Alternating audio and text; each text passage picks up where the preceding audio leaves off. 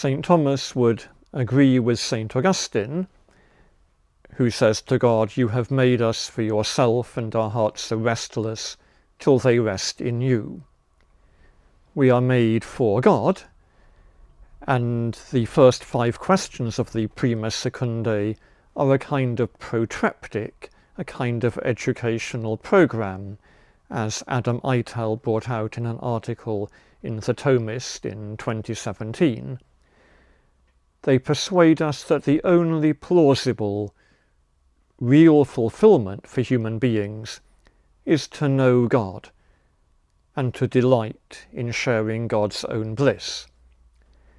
And it's paradoxically part of the greatness of the human being that we are open to a bliss, a fulfillment that we can't achieve by ourselves.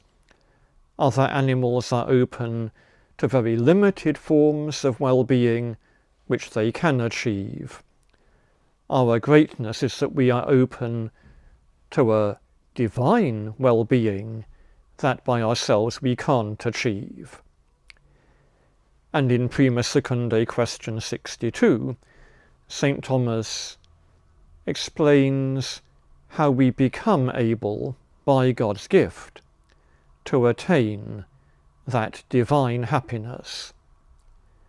God offers us 3 virtues, 3 strengths of mind and will, which empower us to lay hold on the triune God and journey into God. These strengths are the theological virtues, so called because they are God-given, God-shaped, and God-revealed. And they are the 3 that St. Paul mentions in 1 Corinthians: faith, hope, and charity.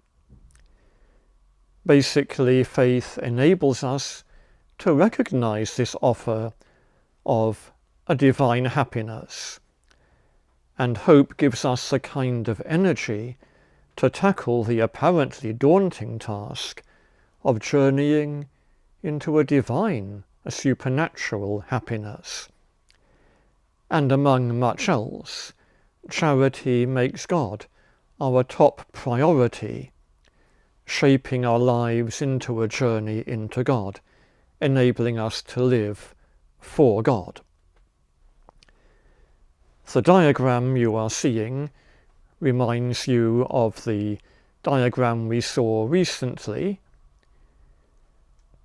Virtues of the Aristotelian kind mould our faculties so that they can perform acts which, being good, lead to fulfillment, a fulfillment that matches our human nature. And then grace, in the sense of a participation in the divine nature, as St. Peter calls it in his 2nd letter, grace, so to speak, moulds the essence of the soul. It's a new God-given quality of what we are, to make us children of God. And as children of God, we are due a divine inheritance. Grace, which moulds the essence of the soul, unfolds, so to speak, or deploys itself in the theological virtues, which mould our faculties, mould mind and will, so that we can perform divine activities. And by divine activities, I don't mean little things like levitation. I mean immense things like saying the Creed and meaning it, and so having a glimpse into the mind of God, saying the Our Father, and sharing the relationship between the Son and the Father within the Trinity,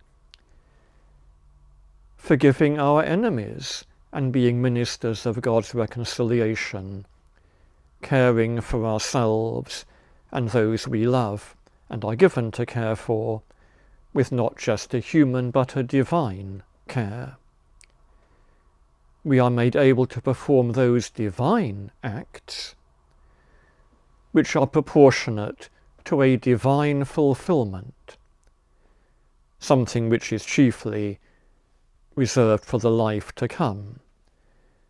We are able to journey into a divine fulfilment which matches our status as nothing less than children of God. So that whole structure of the essence of the soul unfolding into powers and acts leading to fulfilment, that whole structure is lifted up to a supernatural, a divine level by the grace of God, which I think illustrates how gently and, so to speak, tactfully, grace elevates nature. It's real human beings that God saves and lifts up to be sharers in God's happiness. So there's something remarkable about the theological virtues. One sign of the theological virtues being so special is that the concept of the mean doesn't really apply to them. I said that wittiness is a mean between buffoonery and boorishness, but you can't love God too much. There's no such thing as loving God too much. The more charity you have, the better. And also, the theological virtues aren't produced by practice, they are given us by God, though they take root in human nature. And remarkably, as St. Thomas points out in the Secunda Secundae, charity doesn't tail off if you don't use it. The acquired virtues wither away if not practiced, but God gives us charity. If we don't turn away from it through mortal sin, it stays there by God's power. Even if we are distracted by many worldly duties, charity is still there, gently and subtly enriching them, ready for us to make another explicit act of love for God or neighbour as the occasion offers.